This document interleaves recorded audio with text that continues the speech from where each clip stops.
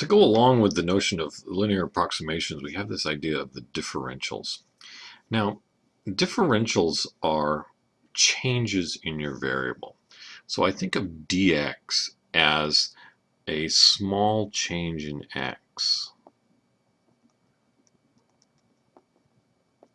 dy would be, this is a small change in x, a small change in y. Now, the question is how small?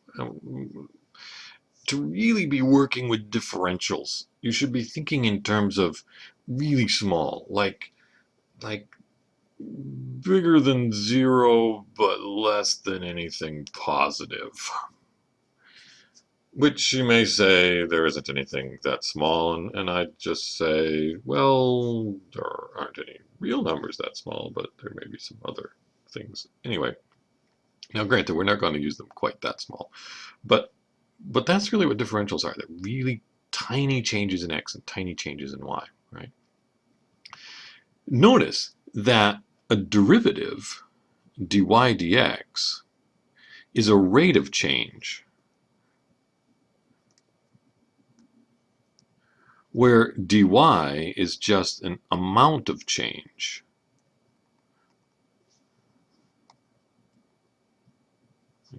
So change, let's make that look like change. For instance, I was on a road trip last summer. Drove from Washington to North Carolina, and I'd call home every day and say, oh yeah, well, I traveled 800 miles today. I wasn't traveling 800 miles an hour. I was traveling 800 miles. That was an amount of change, that my position changed by 800 miles that day, right? There are other times I might say, oh man, I was driving across Montana, and oh my goodness, I did 80 miles an hour all day long, right? Well, that 80 miles an hour, it's not that I went 80 miles, I went more than 80 miles, but I was going at 80 miles per hour. My rate, my speed, right, was 80 miles per hour. So derivatives are rates of change. Differentials are amounts of change. Okay? Now, that being said, they're very closely related, because if you want to know the amount of, so if you've got y as some function of x, right, and you say how much does the y value change if I change x by a little bit, well, they're related to each other, of course, right? That if you're right here and you change x by a little bit, how much does the y value go up? Well, at least on the tangent line, the y value goes up by the slope times the, right? dy divided by dx is the slope, so dy should be the slope times dx, which actually, if you do this using Leibniz notation, it looks like that dy is dy divided by dx times dx. Well, it is. So one of the things you'll see is what they call differential rules for all your functions and things now. That if you've got, y equals sine x, then dy is, take the derivative, cosine x times dx. Right? It's almost like you just said, well, I know dy dx is cosine y, and then I'm just going to multiply both sides by the dx. Actually, with my magic ink here, I can actually just say, let's just multiply both sides by that dx, and there it is over there. You go from a derivative equation to a differential equation. So let's leave it down here, I guess. And, for every derivative you have, for every derivative rule you now have a differential rule. Essentially, just multiply both sides by dx. Where this says the sine function is changing at a rate equal to the cosine function, this says the sine function changes by an amount equal to the cosine times an amount of change in the x direction. Okay. So let's do an example of this. This is what I call the buttering toast problem. It comes from something that happened to me when I was young.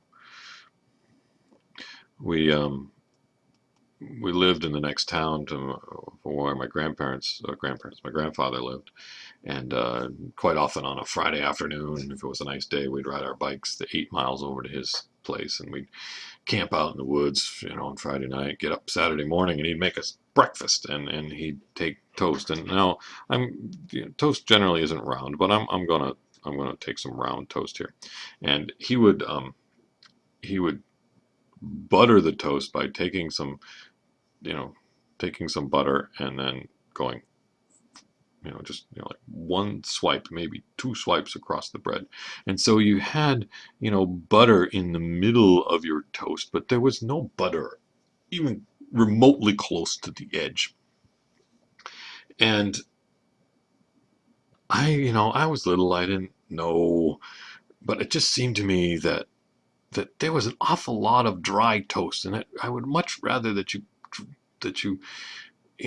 butter the outside and leave the middle dry if you're going to leave some dry toast. But anyway, he was my grandfather. I didn't complain. But when I got to calculus, I figured out that, oh yeah, look what we can do. I want to essentially say, how much area is there around the outside? And so I'm going to relate the radius of the circle here with the area, right?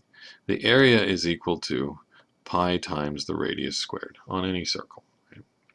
Now, if I look at the differential here, dA, well, dA is take the derivative of this, 2 pi r, but then multiply by dr. So if I change the radius by a little bit, then the area is going to change by whatever the slope is times that change. That's be the change in the area. Okay. Notice this actually makes some sense to me as well, that if I have this r right here and I change it by this amount dr, then the extra area is approximately equal to, right, remember these are changes along a tangent line. They're not the actual change in the function, but they're just an approximate change in the function. But this looks like 2 pi r is the circumference all the way around that circle, right? And so you take that circumference, so that length times that little bit of distance. It's almost like you took this whole thing and unrolled it like it was a rectangle. So the thickness is dr, and the length is 2 pi r, so that extra area is 2 pi r times dr. Okay. This right here, to me, was the kicker that just said, all right, I understand now that if r is small and you change by a little bit, the amount of area that you get is not particularly big. But if r is big, in fact, if you've got a big radius, and so here's my circle, and I change it even by a little bit, change by dr by a little bit, the amount of area that there is around the outside here, that was supposed to be equally wide all the way through, so anyway, the amount of area all the way around the outside is rather large. It's 2 pi r times dr. Even if dr is small, if r is big, then the 2 pi r is really big and you get a lot of area. Right? And hence, to this day, I butter my own toast, and I butter it all the way to the edge.